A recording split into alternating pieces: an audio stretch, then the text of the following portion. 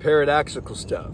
The fastest way to dissolve personal identity, you can say on one level, is to stop trying so hard to dissolve it, while at the same time allowing this spiritual practice that God gave you, whatever that is. It can be non-dual, it can be bhakti, it can be a combination of both, it can be just a checking in. Allow that to continue. Don't call the search off too early, okay? Otherwise you'll be weird. You dedicate and devote yourself to what you know is your highest purpose, assuming that you know your highest purpose is to realize your impersonal self or universal self. How do you realize it? It's already here. How do you realize something that's already here? It's like, how do you see out of a window that's covered in mud? Do you need to like make another window? I mean, you could. Or do you like is there something wrong with the window? Is the window not there because like there's mud on it? No, it's there. Clean the mud off. I can see out of the window now. It's the same thing. Clean out the conditioning, deprogram all this conditioning that we've absorbed, lifetimes, but let's keep it at this life, family and society and everything, all that programming, allow that to be deleted. That's what helped when I left America and went to India. Actually, when I just left America, period, like 20 some years ago, and went to Brazil, that was a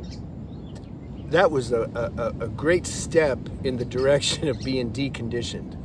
And when I went to India, even more. Why? Because I got out of this country karma that I was in for a couple decades. I got out of that because the programming keeps getting reinforced. If I stay in the same situation I'm in, assuming that it's not a positive situation. If it's a positive, if you're living around high-level people, stay there, of course. I needed to get out, though, and I did. And God provided a way, and that started the deconditioning process. And then I found a good teacher in India, and the sadhana, and the spiritual practice, and I got continuity, you can say, in my life. Everything was matching. And then doing my spiritual practice, and which happens to be more self-inquiry, non-duality, this checking in with this presence. Just keep checking in as often as you can, but don't get obsessed. Don't say, okay, I checked in 100 times and I need to check in 500 times. No, you just you do your thing.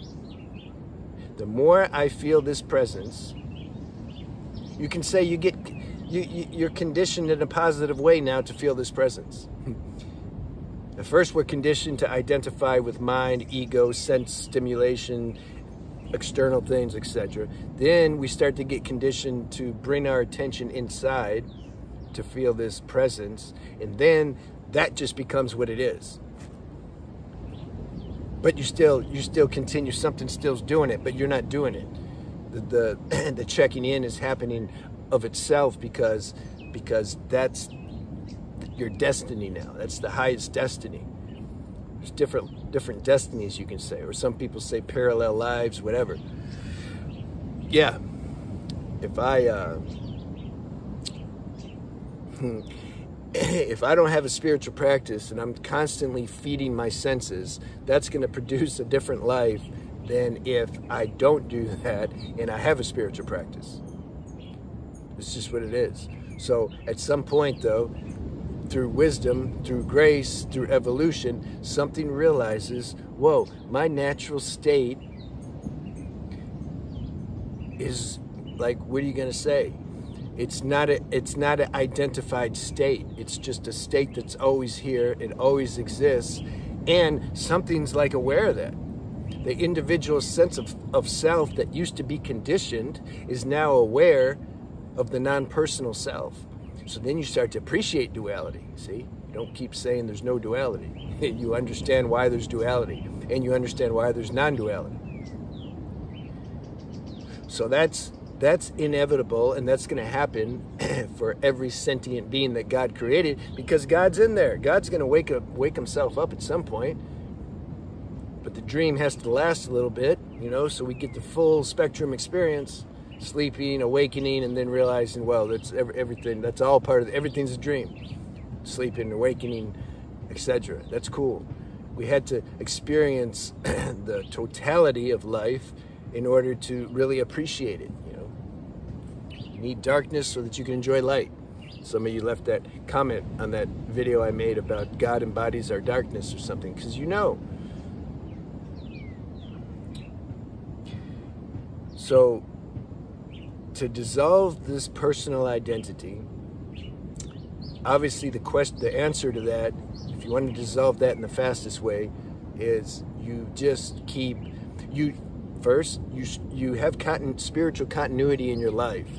You don't have a spiritual practice, but then you go out and rave and go to clubs or get in fights or do drugs and then come back and do spiritual practice. Okay, you got to have you can say a sattvic lifestyle first. That's conducive for your spiritual practice. Then you do your spiritual practice. This channel is more about non-duality, so I'm assuming it's more of a check-in. It's not a mental, like nothing exists. That's not a spiritual practice. That's an ego nonsense. There's something that keeps checking in. You feel something. Consciousness is recognizing its own self. That's spiritual practice. The more you do that, the more the personal identity is going to dissolve, because your attention's not on the personal identity. It's on the universal consciousness or presence. So of course the identity is going to dissolve. But here's the other thing. If you have strong karmic desires, I made a video, I might make another one on desires. Those desires can block the spiritual practice. The more you try to do the spiritual practice, the more desires are going to pop up and start bringing your attention everywhere. So sometimes we have to go experience our desires. I think that's a separate video, but I used to say, like, make a desire list, find out which ones are strong, which ones you can just kick off, and then go. That's part of your sadhana, becoming free of these deep vasanas or tendencies to incarnate into some experience. When that stuff's handled, and that's an evolutionary process, you don't just decide like, okay, I'm not interested anymore. Sometimes the karma's too strong. We got to have these experiences. If you've never had a girlfriend or boyfriend and that's a strong desire, you might need to do that. So what do? Do you just not have a spiritual practice until you do that? No, you continue your spiritual practice. But you might find after that desire is fulfilled, your spiritual practice is enhanced. You can do it better because your subconscious isn't full of these tendencies that are moving around and kind of keeping the mind busy. So it's all good, but be patient. Don't put a time limit on it. If you have a strong desire to have a family or get pregnant or find a mate or get a good job, maybe you don't like your job and you're saying, man, if I didn't have those desires, my spiritual practice would be better. No, you accept your karma and destiny. And it doesn't matter then. You let life play out what it's going to do. Don't try to speed things up so much in an obsessed way. Even though the title's about how do you get rid of it the fastest. I'm telling you now how to get rid of it the fastest. Ironically, if you're in that situation where you recognize there's some deep tendencies and vasanas that are, it's putting your attention on either some thought or some external thing and you can't break it, you have to accept that. That's the fastest way. You accept it, not by denying it. That's not fast when you do that. That suppresses it and it just keeps it alive.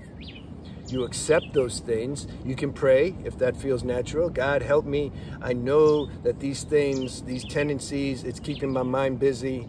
It's blocking my ability to be free of this personal identity karma. But what to do? It's there. Like, what do you want me to do? That's how you do it. You pray. You ask for help. You be open. And you let the show go on. What difference does it make if your awakening experience is intense now or in 50 years from now, for example, or next life? What difference does it make?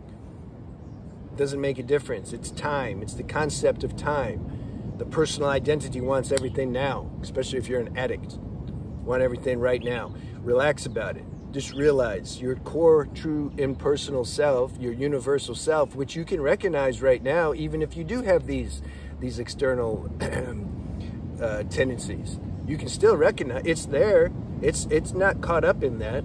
Those tendencies are happening inside your true self. So there you go. There you go. You've recognized it. What's the problem? Yeah, but I want those things to go away so I can recognize it more. That's the game of life, though. You got to go through the evolution. Let that happen in time. In the meantime, relax. You've felt, you know, this universal self, this spacious, formless self, this presence. Isn't that good enough? Just stay with that. Let that cultivate on its own, and relax. This is a book. Life's a book. It's a cosmic book. You can't jump from chapter 1 to chapter 10. We're the characters in the book. Characters are trying to, like, you know, get to the end of the book. It's like, no, you sorry, characters, you gotta, you know, the book's been written, accept it. All right, let me know how you like that. Leave me any questions you have. If you're a guy and you're struggling with semen, I have a semen retention channel, Beyond the Alchemy. You can go see that. I started a new channel for girls. It's called Divine Femininity. Let me know if you're interested in the comments. I'll put a link there. I can't put the link on the YouTube page because it messes things up with the algorithm. All right, you just have to believe me. All right, see you.